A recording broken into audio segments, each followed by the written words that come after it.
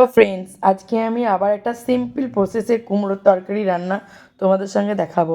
তো দেখো, আমি কাঁচা কুমড়ো কেটে নিয়েছি, আলু কেটে নিয়েছি, আর তেলটাও এখানে গরম হতে দিয়েছি। আর দেখো, বড় বড় 4-5টা লঙ্কা দিয়েছি। তো কাঁচা কুমড়ো খেতে বেশ ভালো লাগে। তেলটা দেখো পুরো গরম হয়ে গেছে। এরপর আমি এর মধ্যে বেশ 1 চামচ মতো জিরে, গোটা জিরে দিয়ে দিচ্ছি। জিরেটা একটু বেশি করে দিলাম। আর কালো জিরে নিয়ে নিলাম। এবার আমি ওই রকমই চামচের আন্দাজ করে কিছুটা কালো জিরেও দিয়ে দিয়েছি। দেখো, কালো জিরে দিয়ে দিলাম। গ্যাসের ফ্লেমটা একটু কম করে দিলাম, কারণ ওগুলো পুড়ে যাবে তার জন্য। এরপর আমি এর মধ্যে দিয়ে দেবো কাসুরি মেথি। কাসুরি মেথি যে পাতা পাওয়া যায়, সেই কাসুরি মেথি পাতা তেলের মধ্যে বেশ কিছুটা মতো নিয়ে পর ওর মধ্যে দিয়ে দিলাম। দেওয়ার পর দেখবে এটা বেশ ভাজা ভাজা হয়ে গেল, ভালো একটা সেন্ট উঠছে। তখন আমি দিয়ে দেবো আলুগুলো কেটে রাখা যে ছিল, সেই আলুগুলো। এরপর আমি ভালোভাবে নেড়ে নেবো আলুগুলোকে। নেড়ে নেওয়ার পর আলুটা এপিট ওপিট ভালোভাবে মেথি, কাসুরি মেথি যে পাতাটা ছিল সেটা, জিরে আর কালো জিরে একসঙ্গে মিক্স করে ভালোভাবে নেড়ে নিলাম। নেড়ে নেওয়ার পর এরপর থালাটা ঢাকা দিয়ে দেবো, যাতে সেটা ভাপে সেদ্ধ হয়ে যায়। তো দেখে নাও, আমি নেড়ে নেওয়ার পরে আরেকবার ভালোভাবে আলুটা নেড়ে দেখছি যে ভালোভাবে দেখো ভাজা ভাজা হয়ে গেছে। অলরেডি লাল লাল করে আলুগুলো ভাজা হয়ে গেছে। তো এরপর আমি যে কুমড়োগুলো কাটা ছিল, এই কুমড়োটা দিয়ে দেবো। আজকে কুমড়োটা খুব খুব সুন্দর ছিল, তাই কুমড়োর তরকারিটা মনে হচ্ছে ভালো হবে। তো দেখে নাও, আমি কুমড়োটা দিয়ে দিলাম। এবার কুমড়োটা ভালোভাবে নেড়ে চেড়ে নিচ্ছি, যাতে পুরো সবজিটা মিক্স হয়ে যায় ভালো করে। এরপর আমি নাড়াচাড়া করার পর এটা আমি আবার কিছুক্ষণের জন্য থালা দিয়ে ঢেকে দেবো।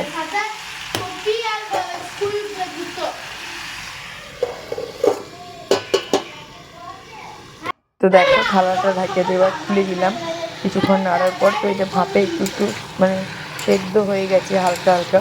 তো আমি এর মধ্যে দিয়ে দেবো একে একে সব মশলা, তারপরে তোমার চিনি, নুন, হলুদ, এই সবগুলো। তো দেখে নাও কী কী দিচ্ছি।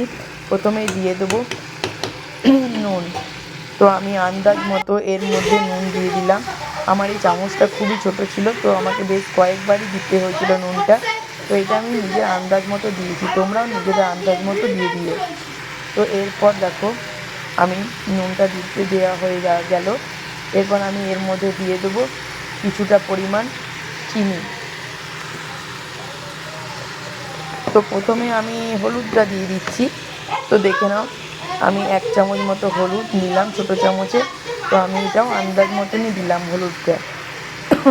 হলুদটা দেওয়া হয়ে গেল। এরপর আমি দেবো কিছুটা পরিমাণ চিনি। তো চিনিটাও আমি আন্দাজ মতন দেবো, তোমরাও তোমাদের আন্দাজ মতো চিনি দিয়ে দিও। তো আমরা যেহেতু একটু মিষ্টি মিষ্টি পছন্দ করি, তাই কুমড়োর তরকারি একটু মিষ্টি মিষ্টি ভালো লাগে, ঝাল ঝাল মিষ্টি মিষ্টি। তো দেখে নাও, আমি চিনিটা একটু বেশি পরিমাণেই দিলাম।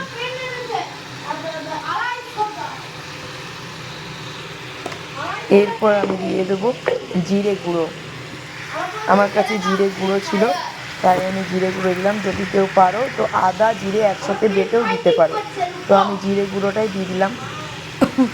দেখো, জিরে গুঁড়োটা বেশ 2 চামচ মতো জিরে গুঁড়ো ভালোভাবে দিয়ে দিলাম।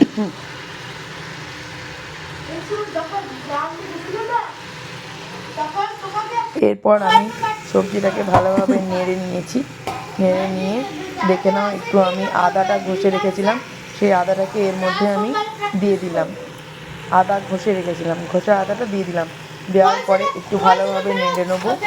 সমস্ত মশলাগুলো ভালোভাবে নেড়ে নিয়ে এটা আমি আবার কিছুক্ষণের জন্য ঢাকা দিয়ে দেবো। তো এটা অলরেডি ভাপেই হবে সবজিটা, কুমড়োটার মধ্যে একটু জল যাবে না। জল দিলে কুমড়োটা বাজে লাগবে খেতে, জল সরা সরা হয়ে যাবে। তো দেখে নাও, এই ধরনের কুমড়োর তরকারিটা বেশ ভালোই হয় খেতে, রুটি, পরোটা, লুচি যা দিয়ে খাও। তো আমি এরপর ভালোভাবে আবার ঢেকে দিলাম। কিছুক্ষণ ঢেকে দেওয়ার পর সবজিটা অলরেডি ভালোভাবে হয়ে গেছে।